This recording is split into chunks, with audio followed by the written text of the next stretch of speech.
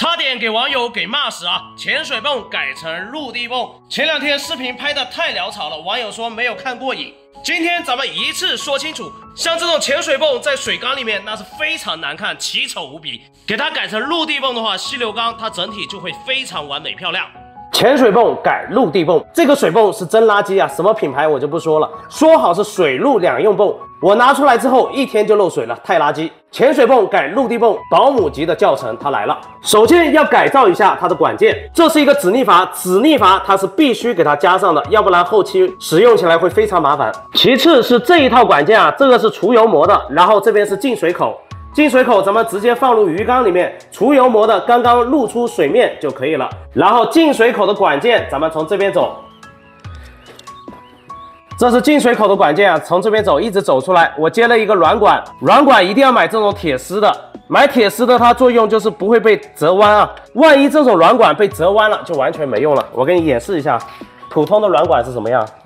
你看市面上一般都是这样的软管，这样的软管稍微有点角度，这样折弯了，它的出水量、水流量会变得非常小，导致水泵直接坏掉都有可能啊。刚买的一套水泵买回来了，这次用创泥的，他们说创泥呢出水量比较高，而且这是变频的，相对来说会比较省电一点啊，非常静音。这是水陆两用泵，不过价格比刚刚那个垃圾水泵贵了1倍啊。组装也是非常简单，上面应该是出水口吧，下面应该是进水口，正常来说都是这样的。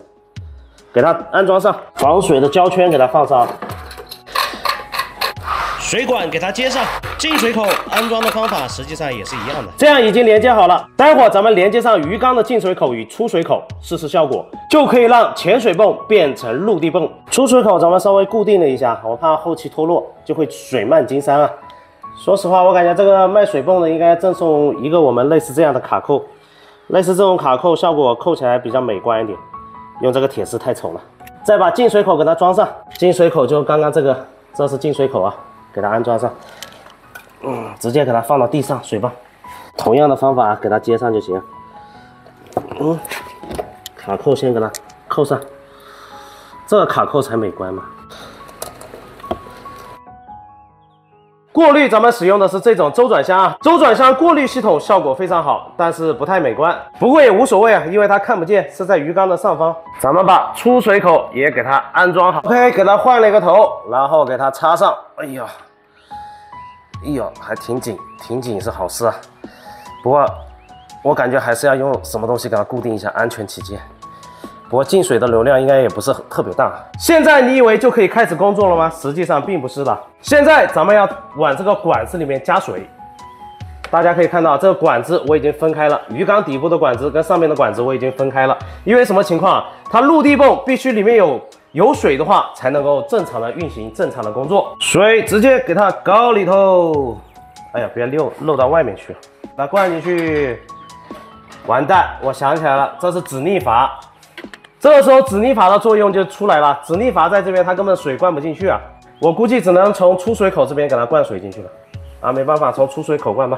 这边给它装好，这个给它拔下来，从这个出水口给它灌，不是从这个出水口给它灌进去，进水口灌不进了，进水口有止逆阀，把它水灌进去，空气排掉才可以正常的运行这个东西啊。好了，现在已经水给它灌满了，现在咱们直接给它插上，开始工作，看看效果怎么样啊？哎呀，开始工作之前还有一件大事要做，就是把这个垃圾的水泵，他妈给它直接拿出来甩掉。什么垃圾货，什么垃圾泵，说好的水陆两样泵，拿出来在陆地上用了1天就直接漏水，漏了我一地板都是，给它甩掉，纯废品。好在现在电商平台对消费者是非常保护的，有质量问题都可以无条件退货，给它退掉。OK， 现在已经开始工作了。这流速应该是25瓦的流速，应该是在3000多4000不到一点。完蛋，翻车了！我怎么看到有点在漏水啊？什么情况？别吓我啊！是不是这个塑料管跟这个密封不太好？我感觉塑料管跟这个密封不太好。我拿点生料弹缠一下，看一下行不行。咱们要关机给它试一下，这时候止逆阀它的作用就出来了。咱们关机了之后，它水管里面还是会存有水的，它就不会把水流干。不会流干的情况下，下次咱们再开机的话，它可以自动运行。所以哪怕停电也是可以自动运行的。水的流速还是可以的。